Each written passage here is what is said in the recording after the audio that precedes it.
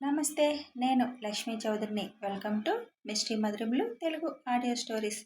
ఛానల్లో కథలు వింటూ సబ్స్క్రైబ్ చేసుకొని సపోర్ట్ చేస్తున్న ప్రతి ఒక్కరికి థ్యాంక్ యూ సో మచ్. ఇంకా సబ్స్క్రైబ్ చేసుకునే వాళ్ళు సబ్స్క్రైబ్ చేసుకొని ఛానల్ని సపోర్ట్ చేయండి. అల్లుకున్న బంధం 54తో మీ ముందుకి వచ్చేసాను. కథలోకి వెళ్లే ముందు వీడియోకి హైప్ ఇచ్చి లైక్ ఇచ్చి వీడియోని సపోర్ట్ చేయండి. మీ విలువైన సపోర్ట్ మాకెంతో అవసరం. శివ్ కాల్ చేయడం చూసి ట్యాబ్ తీసుకొని ఆన్ చేసి, శివ్ డిస్టర్బ్ చేశానా? కానీ తప్పలేదు. ఒకసారి చూడు ఎక్కడున్నారో ఇద్దరు అని బ్యాక్ కెమెరా ఆన్ చేసి పిల్లల్ని చూపిస్తారు హరిగారు. ఇద్దరినీ చూసి అదేంటి అంకుల్ అక్కడ కూర్చున్నారిద్దరు అని వాళ్ళ మొహాలు చూసి బాధగా అడుగుతాడు శివ్. వీడియో చూస్తున్న ఫ్యామిలీ అంతా కూడా పిల్లల్ని చూసి ఆనందం కంటే వాళ్ళకి ఫీవర్ అని బాధ ఎక్కువగా ఉంది. ఇద్దరికీ నిన్నటి నుంచి ఫీవర్. ఒకటే మాట నాన్న, ఇంకోటి మాట్లాడడం లేదు, సిరప్ తాగడం లేదు, మూతి బిగించి పెడుతున్నారు, బలవంతంగా వేస్తే ఏడ్చి వాంతు చేసుకుంటున్నారు. ఇవాళ 8 నుండి పేచీ పెట్టి ఇక్కడే కూర్చున్నారు. నాన్న అంటూ బయటికి తొంగి చూస్తున్నారు. లోపలికి తీసుకువెళ్తే గుక్క పెట్టి ఏడుస్తున్నారు. ఐషుని వదలటం లేదు. అందుకే తప్పలేదు నీకు చేయడం అని చెబుతారు. అది విన్న శివుకి మనసు మెలిపెట్టినట్టయింది. నిన్నటి నుంచి ఏదోలా ఉంటున్నా తన బిజీలో తను ఉండిపోయాడు. ఏదన్నా అవసరమైతే ఐషు చేస్తుంది కదా అన్న ఆలోచనలో ఉండిపోయాడు. సారీ బంగారాలు అని మనసులో చెప్పుకుంటాడు. అది విన్న అందరికీ కళ్ళల్లో నీళ్లు వస్తాయి. ఫీవర్ వచ్చినా బొద్దుగా ముద్దుగా బొమ్మల్లా ఉన్న పిల్లల్ని చూసి ఆనందం బాధ రెండూ కలగలిపి మిక్స్డ్ ఫీల్లో ఉండిపోయారు అందరూ. అదేంటంకుల్ నిన్నటి నుంచి ఫీవర్ అయితే ఎందుకు చేయలేదు? నేను బిజీ అన్నానని ఆ పిచ్చిది ఆగిపోయి ఉంటుంది. పొద్దున చేయమన్నాను శివ్. చూద్దాం పప్ప. ఇప్పుడు వీళ్ళకి జ్వరం అంటే ఆయన అస్సలు మనసు కుదురుగా ఉంచుకోరు. అసలే ఇప్పుడు అక్కడ టెన్షన్స్ ఎక్కువ ఉన్నాయి. అన్నీ వదిలి వచ్చినా వచ్చేస్తారు. మావయ్యకి ఇప్పుడు ఆయన పక్కనే ఉండాలి అంది అని చెబుతారు హరిగారు. ఆ మాటలు వినగానే ఫ్యామిలీ మెంబర్స్ అందరూ ఐషుని ప్రేమగా చూశారు. ఎంత అందంగా ఉంది అక్క మన కోడలు అన్నారు వాణి. అని విజయగారు కళ్ళ నీళ్లతో చూస్తున్నారు వాళ్ళని. హరిగారు దగ్గరికి వచ్చేసరికి వాళ్ళ మాటలు వినిపిస్తున్నాయి. మా నాన్న ఆజ్ పా ఇదే వాళ్ళ నోటి నుంచి వస్తుంది. నాన్న దగ్గరికి వెళదాం పా అని. కిరణ్ని పట్టుకొని మామ తారు తీ అని గోల, కారు తీయమని. అది విన్న శివ్ వెంటనే ఆయు ఆషి అని పిలిచాడు. అంతే. వాళ్ళ నాన్న మాట వినగానే గుమ్మంలో నుండి తొంగి చూడడం మొదలుపెట్టారు నవ్వుతూ. మా నాన్న అంటూ. ఐషు ట్యాబ్ వాళ్ళ ముందు పెట్టగానే స్క్రీన్ మీద శివుని చూసి ఇద్దరు ముద్దులు పెట్టడం స్టార్ట్ చేశారు నాన్న అంటూ. శివుకి కన్నీళ్ళు వచ్చేశాయి అది చూసి. బుజ్జి ఒక్క కాల్ చేయాల్సింది కదరా అంటాడు. నువ్వు చాలా టెన్షన్లో ఉన్నావు కదా కన్నా. పిల్లలకి ఫీవర్ అంటే నువ్వు తట్టుకోలేవు. అందుకే చెయ్యలేదు. పైగా నిన్న ప్రాజెక్ట్ సబ్మిషన్ ఫుల్ బిజీ అని మెసేజ్ చేసావు కదా. ఇంక నిన్ను డిస్టర్బ్ చేయాలి అనిపించలేదు. నైట్ తొందరగా వస్తే నువ్వే చేసేవాడివి. చెయ్యలేదు అంటే ఇంకా నీ వర్క్ అవ్వలేదేమో అని నేను చేయలేదు. 8 నుండి చూస్తున్నాను నువ్వు చేస్తావని. ఏమాత్రం అవకాశం ఉన్నా నువ్వు చేస్తావు కదా కన్నా. చెయ్యలేదు అంటే బిజీగా ఉండి ఉంటావు అనుకున్నాను. నైట్ 1 అయిపోయిందిరా ఇంటికి వచ్చేసరికి. అప్పటికే ఫుల్ టైర్డ్గా అనిపించింది. లేచాక చేద్దామని పడుకున్నా. చేద్దాము అనుకున్న టైంకి నాన్న మాట్లాడాలి అని పిలిస్తే కిందకి వచ్చాను. లేట్ అయిపోయింది. మీరు పడుకొని ఉంటారు అనుకొని ఆగాను. కానీ ఫోన్ చూస్తే మిస్డ్ కాల్స్ ఉన్నాయి. హరి అంకులు సత్యంవి. డౌట్ వచ్చింది. ఫోన్ చేసేలోపే అంకుల్ మెసేజ్ ఇద్దరూ ఇలా ఉన్నారని. 3 రోజులు నిన్ను చూడలేదు కదా కన్నా. డల్ అయిపోయారు. అసలు పొద్దున్నుంచి అందరం కలిసి సిరప్ తాగించలేకపోయాం. ముందు అది చెప్పు కన్నా. ఫీవర్ ఉంది. అసలు ఈ వయసు పిల్లలు ఫీవర్ వస్తే మత్తుగా పడుకుంటారు. వీళ్ళు గుమ్మం దగ్గర నీ కోసం కూర్చున్నారు అంటుంది. ఆయు ఆషి అని పిలుస్తాడు శివ్. ఇద్దరూ చూస్తుంటే అమ్మ మాట వినాలి కదా. మీకు ఫీవర్ వచ్చిందని అమ్మ కంగారు పడుతుంటే మీరు సిరప్ కూడా తాగలేదు. అలా చేయొచ్చా? మీరు గుడ్ చిల్డ్రన్ కదా. అవును అని తల ఊపుతారు. సరే ఇప్పుడు ఇద్దరు నాన్న మాట వింటారు కదా అని అడుగుతాడు. అంటారు ఇద్దరు. అక్కడి నుంచి వెళ్ళి సోఫాలో కూర్చోండి అని చెబుతాడు. ఇద్దరూ లేచి ఫేవర్ అయినా నెమ్మదిగా అడుగు వేస్తుంటే కిరణ్ మైక్ ఇద్దరిని ఎత్తుకొని తీసుకొచ్చి కూర్చోబెడతారు. అమ్మ ఇప్పుడు సిరప్ వేస్తుంది. ఇద్దరు గుడ్ చిల్డ్రన్లా తాగాలి అంటాడు. ఇద్దరూ వాళ్ళ అమ్మ వైపు చూసి మా ఆ అని నోరు తెరుస్తారు ఇద్దరు. ఐషు ఇద్దరికీ సిరప్ వేయగానే టక్కున మింగుతారు. మైక్ కిరణ్ వామ్మో, పొద్దున నుంచి మేము ఎంత బతిమిలాడినా ఇంత కూడా నోరు తెరవలేదు. మీ నాన్న అక్కడి నుంచి ఒక్క మాట చెప్తే ఎంత బాగా తాగారు అని నోటి మీద చెయ్యి వేసుకుంటారు. ఇద్దరూ అది చూసి పకపక నవ్వుతారు. వాళ్ళ నవ్వు చూశాక కానీ శివ్ మనసు కుదుట పడలేదు. పిల్లల నవ్వు చూడగానే అక్కడ ఇక్కడ చూస్తున్న వారికి రిలీఫ్గా అనిపించింది. బుజ్జి, ఫీవర్ ఎక్కువ ఉందా? అది దొంగ జ్వరం. ఇప్పుడు నిన్ను చూశారు కదా, పోతుంది కన్నా అని ఇద్దరినీ ఒళ్ళో కూర్చోబెట్టుకొని నిన్నటి నుంచి చుక్కలు చూపించారు కన్నా. ఎప్పుడూ ఇంత పేచీ లేదు. అయిపోయిందా కన్నా ప్రాజెక్ట్ సబ్మిషన్ అని అడుగుతుంది. హారా, దానివల్లే రాత్రి లేట్ నైట్ అయ్యింది. మామయ్య గారికి ఎలా ఉంది? ఇప్పుడంతా ఓకే అంటాడు శివ్. రేఖ గారు ఇద్దరికి ఇడ్లీ పెట్టమని తెచ్చిస్తారు. శివ్, వాళ్ళేమీ తినలేదు పొద్దున్నుంచి. నిన్న వాళ్ళకి ఫీవర్ వచ్చిన దగ్గర నుంచి ఐషు కూడా ఏమీ తినలేదు అని చెబుతారు రేఖ. ఇప్పుడు పెడితే పర్లేదా? ఇడ్లీనే కదా శివ్, పాలల్లో కలిపి పెడితే ఏమీ అవ్వదు. అసలు పొద్దున్నుంచి ఏమీ లేదు ఆ పొట్టలో. ఆషి, తినేయండి ఫాస్ట్గా అంటాడు శివ్. వాళ్ళ నాన్నతో కబుర్లు చెబుతూ కొద్దిగా తింటారు. నాన్న దా అంటూ చేతులు ఊపుతారు ఇద్దరు. నాన్న చిన్న పని మీద ఊరు వచ్చారు కదా, మీరు మంచి పిల్లలు కదా, నాన్న దగ్గరికి మీరే ఇంకో 5 డేస్లో వచ్చేస్తారు. అందుకని అమ్మ చెప్పినట్టు వినాలి అని శివ్ చెబుతుంటే శ్రద్ధగా వింటున్నారు ఇద్దరు. బుజ్జి, నువ్వు కూడా తిను అంటాడు శివ్. తర్వాత తింటాలే కన్నా. ఇంకెప్పుడు? టైం ఎంత అయ్యింది? రేఖ గారు ఇచ్చిన టిఫిన్ తీసుకొని మీరు కూడా తినండి మా అంటూ ఎవరూ తినలేదు కన్నా. నీ పిల్లలు అలా ఆడుకున్నారు మాతో. ఇప్పుడు చూడు ఎంత బుద్ధిమంతుల్లా కూర్చున్నారో. పిల్లలతో శివ్ కబుర్లు చెబుతుంటే అందరూ తినేస్తారు. ఇప్పుడు ఇద్దరూ వెళ్ళి మీ బెడ్ మీద పడుకోండి అని చెబుతాడు శివ్. ఇద్దరి పైకి చూపిస్తూ మా పద అంటారు. పిల్లల్ని తీసుకొని పైకి వెళ్తారు. ఇద్దరు బెడ్ ఎక్కి పడుకుంటారు. ఐషు అరగంట అవడంతో టెంపరేచర్ చెక్ చేస్తుంది. నార్మల్గా ఉండడంతో నార్మల్ అయ్యింది కన్నా అంటుంది. ఇద్దరు ఇంకా కళ్ళు మూసుకొని పడుకోవాలి అంటాడు శివ్. నాన్న దా అంటూనే శివ్ మాటలు చెబుతుంటే పొద్దున్నుంచి పడుకోకపోవడం, వాళ్ళ నాన్నని చూడడంతో బెంగపోవడం వల్ల తొందరగానే పడుకున్నారు ఇద్దరు. హమ్మయ్యా అంటారు కిరణ్ మైక్. సరే మరి మేం వెళతాం.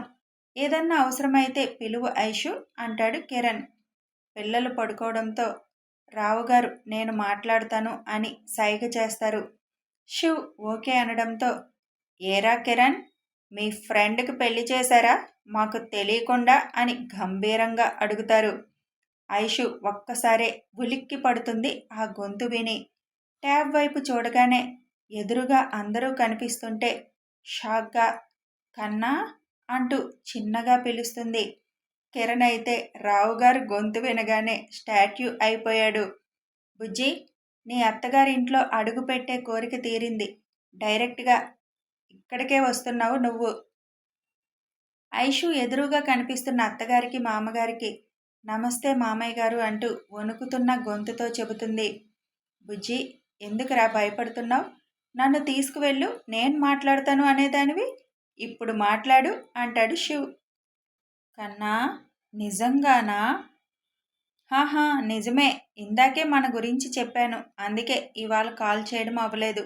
ఇప్పుడు హ్యాపీనా? ఐషు కళ్ళ నీళ్లతో ఊ అంటూ తల ఊపుతుంది. అక్కడ మీ పప్పా ఉన్నాడా అమ్మా అడుగుతారు రావుగారు. హరిగారి వైపు తిప్పుతుంది ట్యాబ్. ఏరా, నా కొడుక్కి మేం లేకుండా పెళ్లి చేశావు అని అడుగుతారు. లేకపోతే నువ్వెవరిని తెచ్చి వాడి నెత్తిన పెడతావో, అందుకే నా కూతుర్నిచ్చి చేసేశాను అంటారు హరిగారు. ఇండియా వస్తున్నావుగా, అప్పుడు చెప్తా నీ పని. వస్తాను, అప్పుడు చూసుకుందాం. ఇప్పుడు హెల్త్ ఎలా ఉంది? అసలు అంత స్ట్రాంగ్ గుండెకి ప్రాబ్లం ఎందుకు వచ్చింది? అసలే నీ గుండె స్టోన్ కదా అంటారు హరి. ఆ మాటకి అందరూ నవ్వుతారు. రేఖ గారు, మైక్ అందరూ పలకరిస్తారు రావు గారిని. ఇంతకీ నా కూతురు ఎలా ఉంది చెప్పరా అని అడుగుతారు హరిగారు. నా కోడలికేం బంగారం అయితే అంటారు రావు. అబ్బో కోడలు, ఇన్నాళ్ళు కొడుకుని చూడకుండా ఎలా ఉన్నావురా ఈడియట్ అంటారు హరిగారు. తప్పలేదురా. సర్లే, ఇండియా వచ్చాక మనం మాట్లాడుకుందాం. నేను కిందకి వెళ్తున్నా. నీ కోడలతో మాట్లాడుకోండి అని ఐషుకిచ్చి అందరూ వెళ్ళిపోతారు. ఐషు అందరినీ పలకరిస్తుంది. అత్తయ్య, క్షమించండి. నా వల్ల మీ అబ్బాయి పెళ్ళికి మీరు లేకుండా అయిపోయింది అని అంటుంది. వెంటనే విజయ గారు, ఎందుకురా క్షమాపణ? నువ్వేం చేశావు? అయినా నీలాంటి అమ్మాయి కోడలుగా వచ్చినందుకు మేం అదృష్టవంతులం. నీకోసం, నా మనవడు మనవరాల కోసం వెయిటింగ్. ఎప్పుడెప్పుడొస్తారా అని ఎదురు చూస్తున్నాము అందరం అంటారు విజయ గారు. ఐషు చిన్నగా నవ్వుతుంది. అమ్మా, పిల్లల్ని చూపించరా ఒకసారి అంటారు రావు గారు. ఐషు అటు తిప్పగానే ముద్దుగా పడుకున్న ఇద్దరిని తృప్తిగా చూసుకొని, ఇంక పడుకో అమ్మా, వాళ్ళతో నిన్నటి నుంచి ఇబ్బంది పడ్డావు, పైగా చాలా టైం అయింది అంటారు రావు గారు. పర్లేదు, మిమ్మల్ని అందరినీ చూస్తుంటే అస్సలు నిద్ర కూడా రావడం లేదు అని అంటుంది ఐషు. పిల్లలు లేచాక చెయ్యమ్మా, వాడితో మాట్లాడు అని శివుకి ఇస్తారు. ల్యాపీ తీసుకొని టీవీ కనెక్షన్ తీసి ఒక 5 మినిట్స్ అని అందరికీ చెప్పి, చిన్న ఫోన్లో పిక్స్ ఉన్నాయి చూపించు అని పైకి వెళ్తాడు శివ్. రూమ్లోకి వెళ్ళగానే, బుజ్జి హ్యాపీనా అని అడుగుతాడు. చాలా కన్నా, అసలు అవకాశం ఉంటే ఇప్పుడే అక్కడ వాలాలి అని ఉంది. థ్యాంక్ యూ ఉమ్మా అంటూ ముద్దులు ఇచ్చేస్తుంది ఐషు. జస్ట్ 5 డేస్ తర్వాత ఇక్కడ ఉంటారు. నాకు ఇప్పుడు ఆ 5 డేస్ కూడా చాలా లేట్ అనిపిస్తుంది కన్నా. శివ్ నవ్వుకుంటూ ఐషు ఆనందాన్ని చూస్తున్నాడు. ఎలా కన్నా, నువ్వు చెప్పావా? మీ మామగారు పెళ్లి సంబంధం చూశారు నాకు అంటాడు శివ్. అందుకని చెప్పావా? అలా అని కాదు అని జరిగింది చెబుతాడు శివ్. అంటే ఆ దెయ్యం వల్ల మామయ్యకి ప్రాబ్లం వచ్చిందా? పోన్లే, పెళ్లి చేసి పంపించేస్తున్నారు. నేను వచ్చేసరికి దెయ్యం ఉండదు అంటుంది ఐషు. సరే, ఆ మొహం అంతా పీక్కుపోయింది. నిన్నటి నుంచి వాళ్ళతో బాగా అలసిపోయి ఉంటావు. చాలా టైం అయిందిగా, పడుకోరా. లేచాక కాల్ చేయి. వాళ్ళందరూ వెయిట్ చేస్తూనే ఉంటారు. కన్నా, ఈ ఆనందంలో నాకింక నిద్ర రాదు అంటుంది. పడుకో, అదే వస్తుంది అంటాడు. ఐషు బెడ్ మీద వాలి శివ్తో మాట్లాడుతూ 5 నిమిషాలలోనే నిద్రపోతుంది. పాగల్ అనుకుంటూ ముగ్గురిని ఒకసారి తృప్తిగా చూసుకొని కాల్ కట్ చేస్తాడు శివ్. శివ్ కిందకి వచ్చేసరికి పిక్స్ అన్నీ చూస్తూ ఉంటారు. టైం చూసిన శివ్, లంచ్ చేయరా ఎవరు అని అడుగుతాడు. విజయ గారు శివుని హత్తుకొని ఉండిపోతారు కాసేపు. ఆవిడ ఫీలింగ్ ఏంటో అర్థమైన శివ్, ఒక్క 5 రోజులు వెయిట్ చేస్తే ఇంక జీవితాంతం వాళ్ళు నీ దగ్గరే ఉంటారమ్మా అని చెబుతాడు. ఇన్ని రోజులు మిస్ అయిపోయాను నేను, అంతా మీ నాన్న వల్లే అని విజయ గారు అంటారు అలకగా. హలో విజయ గారు, నా వల్లే ఇప్పుడు నువ్వు మురిసిపోతున్న కోడలు, మనవడు, మనవరాలు వచ్చారు. అది గుర్తు పెట్టుకోవాలి.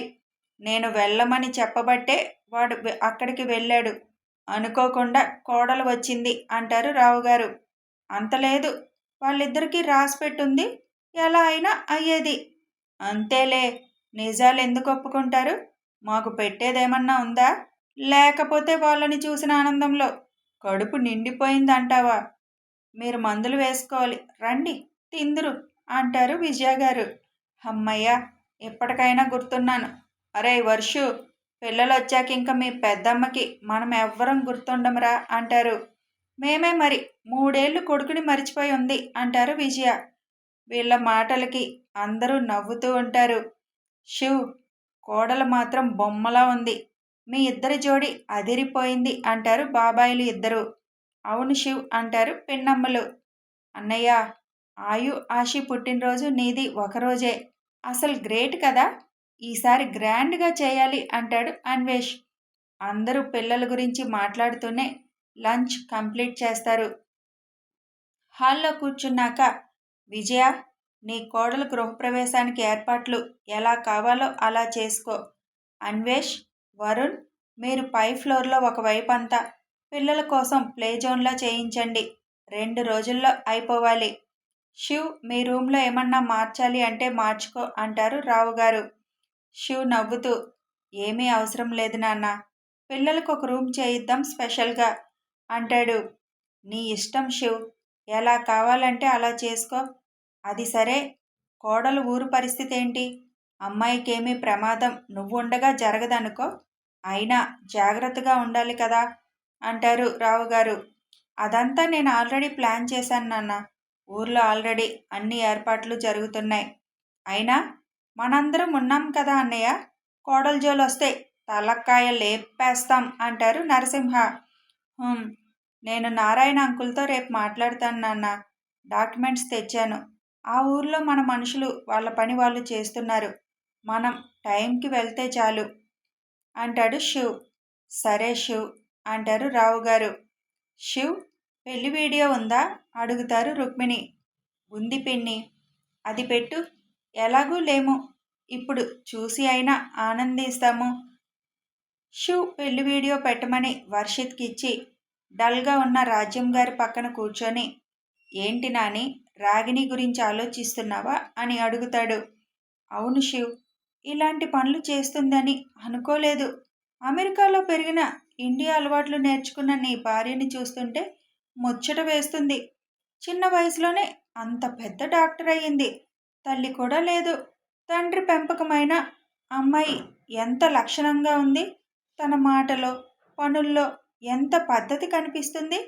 ఈ రాగినికి తల్లి ఉండి ఇంతమంది మధ్యలో పెరిగి కూడా ఇలా బరి తెగించిపోతుంది అని అనుకోలేదు. పెద్దోడా, నిజంగానే ఎల్లుండి పెళ్ళా అని అడుగుతారు. అవునమ్మా, ఇంకా ఆలస్యం చేయకూడదు. ఇంతకీ అసలు ఎవరన్నయ్య వాడు? నిజాంపేటలో ఉంటాడు.